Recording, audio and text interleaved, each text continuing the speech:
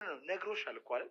ነገረኝ። አነጋገሩ እንደመሰለ ላይክ ካንቺ ጋር ምንም አይነት ነገር ስላልጀመረን በቃ ከሷ ጋር ቀድሜ ማቃት ሴት ነበረች። ሲኔሬ ናት። ከሷው ጋር ግንኙነት አለኝ።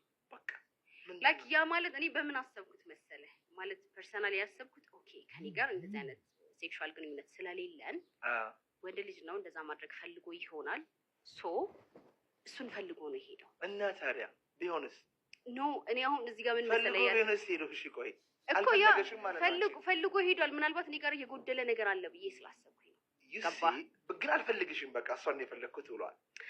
አሁን ምን አለ መሰለህ እንደ ሰው እንደ ተፈጥሮ ስታስበው ለአንድ ወንድ ልጅ ላይክ ሴክሹዋል ኢንተርኮርስ በጣም ትልቅ ነገር ነው እና ወጣት ነው ምናምን ነገርና እኔ ያሰብኩት እሱ ስለጎደለበት ሄዶ ይሆናል እሷ ጋር ከዚህ አንጻር አስቦ ሊሆን ይችላል።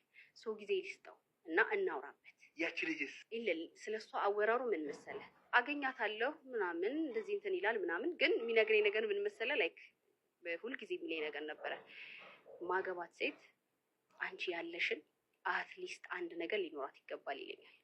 ምን ማለት ነው?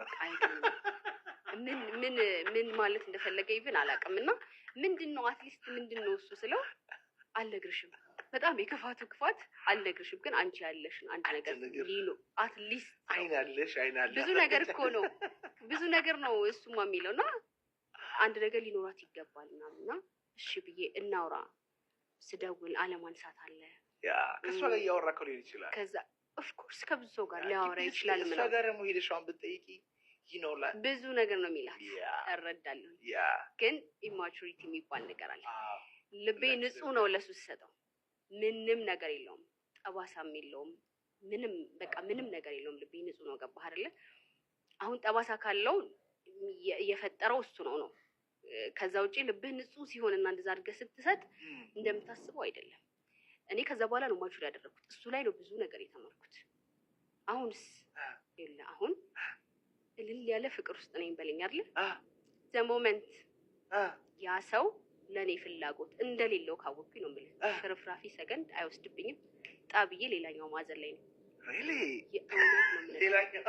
የእውነት ነው የምልህ ከዚህ ጠርዝ እዛ ጠርዝ ነው የሚሄደው። በቃ ከአንዳንድና በላይፌ ላይክ ጎድቶኛል ብዬ አላስብም። ስቲል ኮንፊርም አላደረኩም። አሁን ከዚህ በኋላ ላለው ጓደኛ ያዝንለታለሁ። አክቹሊ የእውነት ወደዋለሁ እኮ የእውነት ነው የምልህ ላይክ መጎዳትን አድርሰናል። ከዚህ በኋላ ማንም አይጎዳኝም ነው በቃ እሱን ነው የምልህ እንደነገርኩህ አሁን የእሱን ሰዓት የነበረውን መጎዳት እንትናል እና ላይክ ላይፍ ነው ያስተማረኝ። እኔ አክቹሊ በህይወቴ ሪሌሽንሺፕ ላይ ብቻ አይደለም ቤተሰብ ላይም ጓደኛም ላይም ምንም ነገር ላይ ስትመጣ ዘ ሞመንት እንደማላስፈልግህ ካወቅኩኝ እኔ ልሁ ማድረግ የእውነት ነው የምልህ የእውነት ሰውን ፍቅርን የምንለማመጥ ሰው ምናምን አይደለም። እውነት ለመናገር ይሄ ተለማምጬ ምናምን አይደለም። ብዙ ጊዜ ሰው አላስከፋም። ካስከፋው ወይ በራስ ስተት ነው ተበሳጭቼ እንኳን ኖ እሳሳት ይሆናል ተበሳጭቼ ላስቀየም እችላለሁ ምናምን ማን እንደዚህ አይነት ነገር ተፈጥሮ ነበር አዝናሃል ደብሮሃል እንደበዛ ነገር ሶሪ እየጠይቀሃለሁ። ካንተ መጥቶ ግን ሀናን በላይፍክ እንደማትፈልጋት ካወቅ ማንም ሰው ይሁን ለሰከንድ ሽርፍራፊ አንተ ጋር ይገኛል። የእውነት ነው አደገኛ ሴት ሆነሻል ማለት ነው። ከድሮም ነኝ ይሄ እንትን ምናምን ሳይሆን እሱ ላይ ስደርስ የተልፈሰፈስኩት ነገር አለ። እንደነገርኩህ ንጹህ ልብ ነበረ ያልተሰበረ ያልተነካ ልብ ነበር። ላይክ ንጹህ ወረቀት ምንም ነገር ጠብ ስታደርግ እንደሚይዘው አለ አይደለ? እሱን ነው ስነቀሰው እሱ የሚያሳድርብኝ ስሜት ነው ስቀልም የኖርኩት ማለት ነው። ገባ ኦልሞስት ለ4 አመት ምናምን። ከዛ በኋላ በባህሬ ከዛ ውጪ እንደዛ አይነት ሰው ነኝ በማንኛውም ሁኔታ ወንድም እህት ምናምን በል ማንም ሰው ካልፈልገኝ ለሰከንድ ሽርፍራፊ አጠገብ አልገኝ። ከዛ በኋላ እንደዛ ነው የሆንኩት። ላይክ ወንድ እንዴት ነው የወጣሽው? አሁን ከአንድ ሰው ልብሽ ንጹህ ሲሆን መጥፎ ነገሩ ልንገርሽ ልክ መልካም መሬት ላይ አንድ ነገር ሲዘራ እንደሚበቅለው ልብሽም ንጹህ በሆነ ሰዓት የሚገቡ ሀሳቦችና ስሜቶች በተለይ ፍቅር ታትሞ ይቀራል አትረሺውም።